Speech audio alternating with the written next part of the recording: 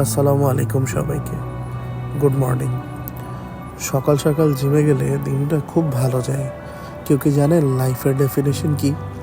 আমার কেন যেন মনে হয় লাইফের আরেকটা নাম হচ্ছে ব্যস্ততা। কারণ দিনের শুরু থেকে শেষ এই ব্যস্ততা দিয়েই যায়। নিউ ইয়র্কে আসার পর ফিল করলাম যে মানুষ কতটা ব্যস্ত থাকতে পারে, কতটা প্রফেশনাল হতে পারে। জীবনের প্রতিটা মুহূর্তে আপনাকে ফাইট করে যেতে হয়।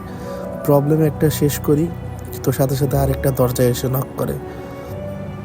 মাঝে মাঝে চিন্তা করি যে কতদিন যে রাস্তার ধারে বসে আড্ডা দেওয়া হয় না, ছাদের উপর উঠে ক্যারাম খেলা হয় না, বিকালে রাস্তায় খেলা হয় না ফ্রেন্ডদের সাথে।